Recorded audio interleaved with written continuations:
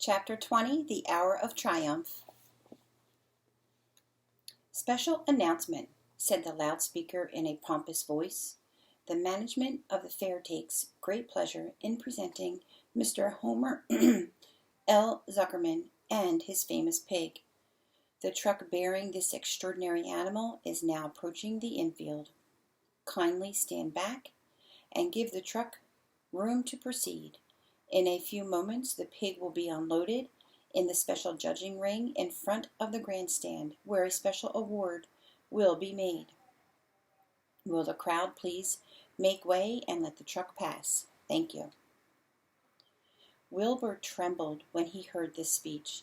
He felt happy, but dizzy. The truck crept along slowly in low speed. Crowds of people surrounded it, and Mr. Arabelle had to drive very carefully in order not to run over anybody. At last he managed to reach the judge's stand. Avery jumped out and lowered the tailgate. "I'm scared to death," whispered Mrs. Zuckerman. "Hundreds of people are looking at us." "Cheer up," replied Mrs. Arabelle. "This is fun." "Unload your pig, please," said the loudspeaker. "All together now, boys," said Mr. Zuckerman. Several men stepped forward from the crowd to help lift the crate. Avery was the busiest helper of all. "Tuck your shirt in, Avery," cried Mrs. Zuckerman, "and tighten your belt. Your pants are coming down."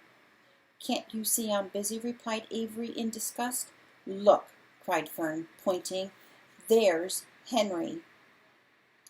"Don't shout, Fern," said her mother, "and don't point." "Can't I please have some money?" asked Fern. "Henry invited me to go on the Ferris wheel again, and I don't think he has any money left. He ran out of money." Mrs. Arabelle opened her handbag. "Here," she said. "Here is 40 cents. Now don't get lost, and be back at our regular meeting place by the pig pen very soon." Fern raced off, ducking and dodging through the crowd in search of Henry. "The Zuckerman pig is now being taken from his crate," boomed the voice of the loudspeaker. "Stand by for an announcement."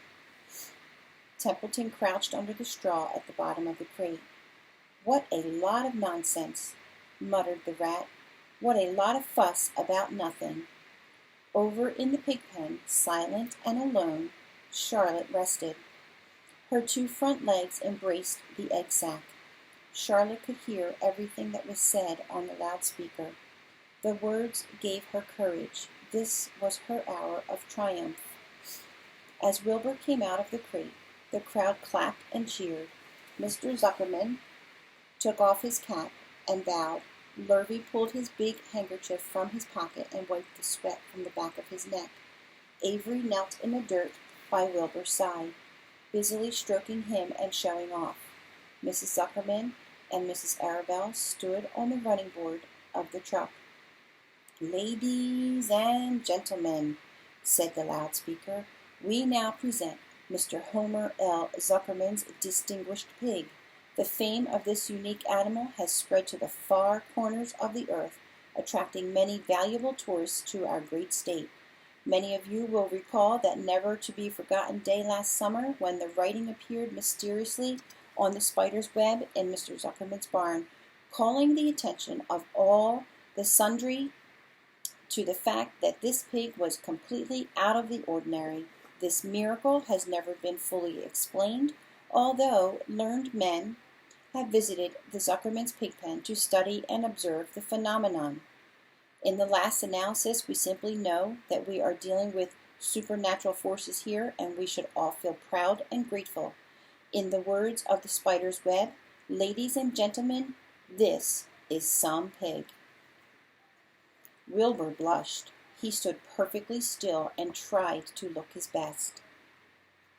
"This magnificent animal," continued the loudspeaker, "is truly terrific. Look at him, ladies and gentlemen.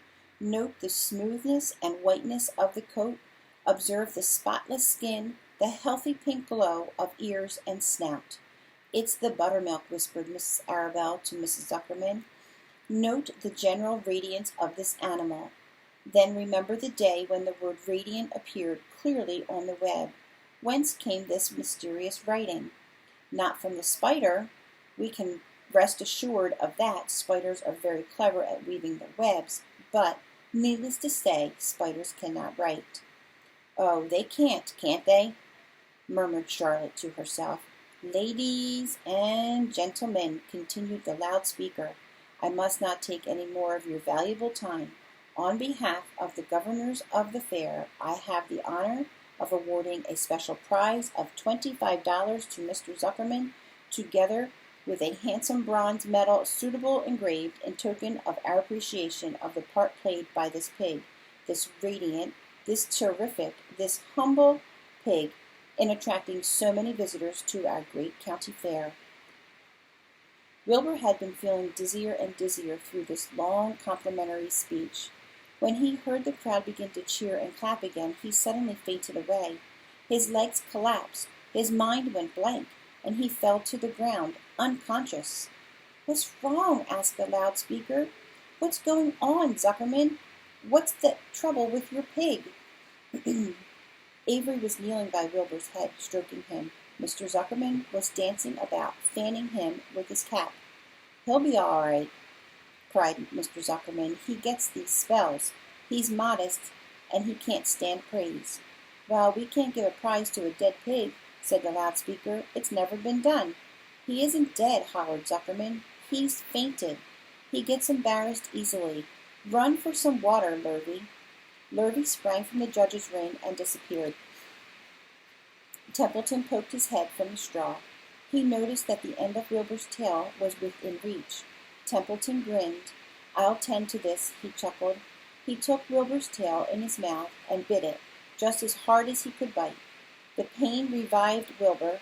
In a flash, he was back on his feet. "Ouch!" he screamed. "Hooray!" yelled the crowd. "He's up! The pig's up! Good work, Zuckerman. That's some pig."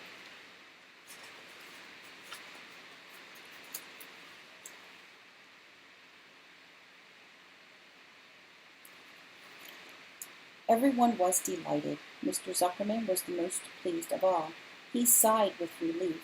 Nobody had seen Templeton. The rat had done his work well. And now one of the judges climbed into the ring with the prizes. He handed Mr. Zuckerman 2 $10 bills and a $5 bill. Then he tied the medal around Wilbur's neck. Then he shook hands with Mr. Zuckerman while Wilbur blushed. Avery put out his hand, and the judge shook hands with him too. The crowd cheered. A photographer took Wilbur's picture.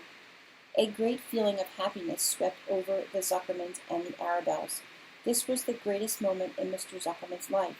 It is deeply satisfying to win a prize in front of a lot of people.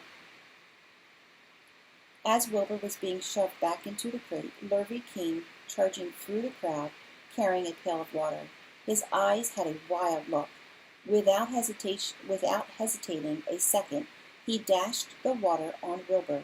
In his excitement, he missed his aim, and the water splashed all over Mr. Zuckerman and Avery. They got soaking wet. "For goodness sake," bellowed Mr. Zuckerman, who was really drenched. "What ails you, Lurvy? Can't you see the pig is all right?" "You asked for water," said Lurvy meekly. "I didn't ask for a shower bath," said Mr. Zuckerman. The crowd roared with laughter. Finally, Mr. Zuckerman had to laugh too, and of course Avery was tickled to find himself so wet, and he immediately started to act like a clown. He pretended he was taking a shower bath. He made faces and danced around and rubbed imaginary soap under his armpits. Then he dried himself with an imaginary towel. "Avery, stop it!" cried his mother. "Stop showing off!" But the crowd loved it. Avery heard nothing but the applause. He liked being a clown in a ring, with everybody watching, in front of a grand stand. When he discovered there was still a little water left in the bottom of the pail, he raised the pail high in the air and dumped the water on himself and made faces. The children in the grandstand screamed with appreciation. At last things calmed down. Wilbur was loaded into the truck. Avery was led from the ring by his mother and placed on a seat of the truck to dry off. The truck, driven by Mr. Arabelle, crawled slowly back to the pig pen. Avery's wet trousers made a big wet spot on the seat. That is the end of chapter 20. We'll move forward again in a couple of days.